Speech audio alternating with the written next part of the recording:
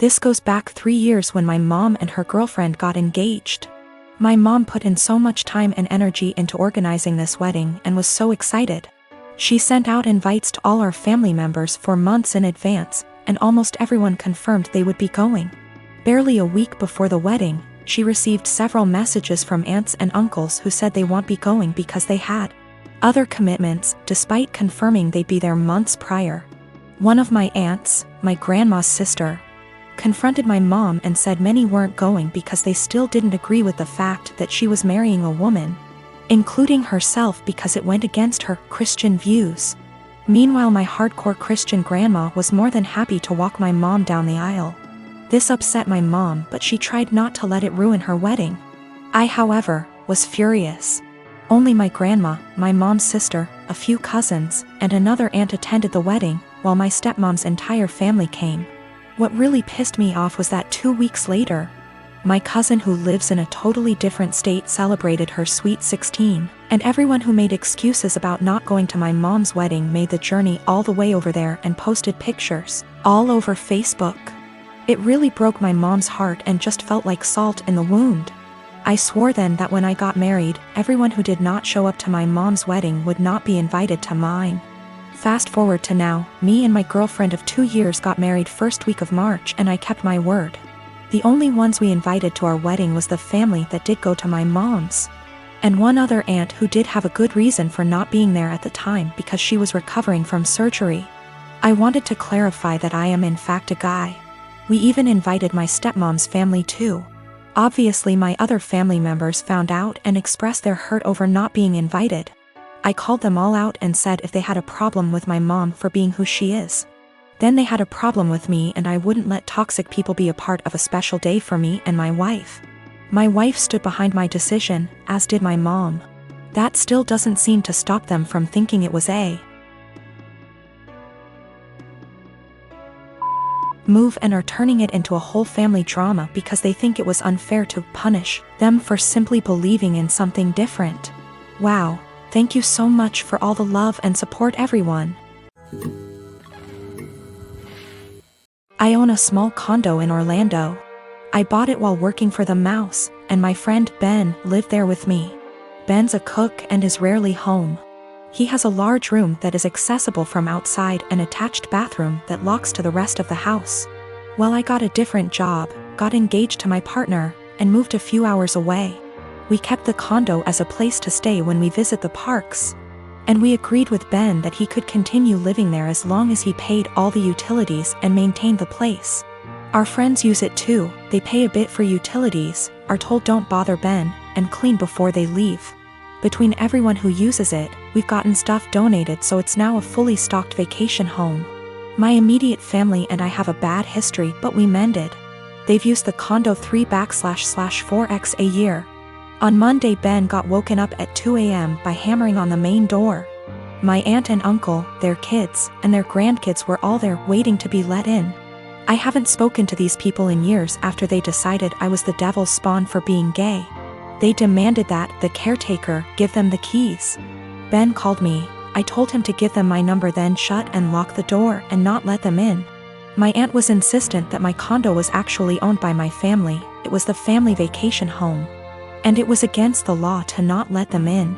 I told her no, it was mine, I own it and I let friends and family use it, but I choose who stays there. There was a lot of back and forth and some petty name calling.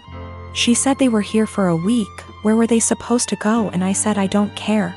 Meanwhile, my partner reported that Ben texted them saying my uncle was attempting to kick in the door. I said tell him to call the police. She hung up on me and Ben said they left. In the morning I got a phone call from my mom trying to convince me to let them stay. We had an argument during which she admitted that she didn't tell people that I owned the property, because she didn't want the rest of our family to know they were in contact with me again. I told her if that's how she wants our relationship to be, then she's no longer welcome. I checked in with Ben and he's okay. Today my aunt sent several texts asking to stay at the house because they hadn't accounted having to pay for a hotel, and they had planned to just buy groceries and use the kitchen. I told her no. She said they were about to be out on the street with their luggage. She called me cruel and heartless and that I was ruining Disney for the kids. That made me hesitate, probably because I worked for the mouse. I know that particular family line has very little money. Yet I find it hard to believe someone would plan a whole vacation without accounting extra funds for it. But the kids are really young. I'm so furious over the homophobia that it feels like a point of pride to deny them access. I got pregnant with my daughter Emma at 18. I lived at home and was going to college and working. When I got pregnant, my parents kicked me out and I had to move in with my ex. I dropped out of school and quit my job to take care of Emma because my ex told me he would support me. When I was 22, he was 24, he graduated law school. He told me I had to move out because he wanted to find a wife. My parents had forgiven me, so I moved in with them. We didn't have a court order, but we split custody pretty much 25/75 with me having more time. When Emma was 6, he married his now wife. She couldn't have any more kids and wanted Emma and her daughter to be sisters. Over the next 3 years, Emma spent less and less time with me. She'd throw a fit if I tried to pick her up. They gave her things I couldn't. When she was 8, she told me she hated me. I never blamed her for the lies her father put in her head, because even though I lived at home, I was in college and working and did my best to provide her for her, but obviously they could do more. They took me to court when she was 10 and surprise, the lawyer and his doctor wife with their $1 million home beat me in court. They painted me out to be this horrible parent and Emma backed them up. They got primary custody and I got visitation. But Emma refused to see me. I gave her money and gifts. But she didn't want me in her life. When I was 30, I met my husband. He is the most amazing man I have ever met. He's seen me struggle with this and been very supportive. He has a daughter Emma's age and a son who is 5 years younger. They lost their mom and were very welcoming and loving. They treated me like their mom. Emma made zero efforts to get to know my husband and stepkids. Emma and stepdaughter just graduated high school this past May. And my parents also recently passed and gave me their estate since I am an only child. I have decided to pay for my stepdaughter's entire college tuition and buy her a car, pay for an apartment. Emma contacted me a week ago and told me she missed me and wanted to see me. This shocked me, seeing as we haven't talked in a year.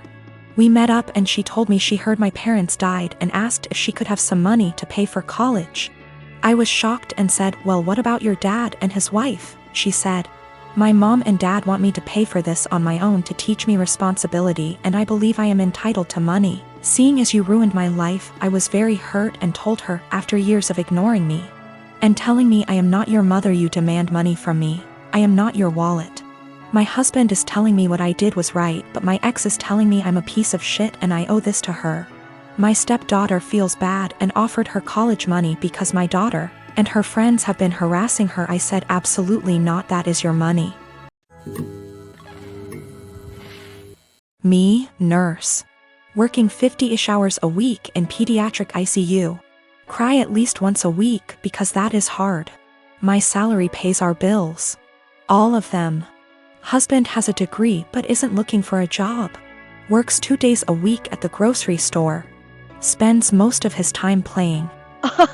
Today was supposed to be a good day. I had been begging my husband to swap his Saturday shift to literally anything else so that we could have days off together. We haven't had a weekend together since our wedding, 18 MO ago. Today was supposed to be our first Saturday off together. We were going to go to an animal sanctuary. He starts the day by going to breakfast with his best mate, leaving before I even wake up. I wake up around 9 and realize he is not home. Call. He says he's helping his mate set up some lights and that the weather is too rainy for the animal sanctuary anyway. He gets home at 1-ish. Lies around. Plays some video games, promising we would cook dinner together tonight. Leaves again at 5 to help the same mate with something else. I go grocery shopping. I don't drive because of medical issues, but I walk there and back in the rain. I get home, realize I've left my keys inside. Call husband, knowing he's 5 minutes away. He says he will leave in a minute. I sit in the rain and the cold, southern hemisphere. 45 minutes later, I call again. He hasn't left yet. He finally agrees to come and let me in the house, so he drives up, presses the clicker to let me in the garage and leaves again. At 10, I called to see where he is. His friend answers. Says he is driving out to do something an hour away. It's 10:30. I am going to bed. I have sent him a text that I am upset and don't want to speak to him tonight and would rather he left me alone. As far as I am concerned, if he can't value me more than his best mate on the first day off he and I have shared in a year and a half, he can go sleep in his bed instead. By the way, his friend doesn't work, so they hang out all the time when I am at work. He is going to be upset. And he is going to tell his mate, and his mate is going to tell him I'm being a. I am 26. We weren't always like this. I don't know what changed. I'm fairly confident he's not having an affair, and I fully intend on talking this through, but at a time that isn't 4 a.m.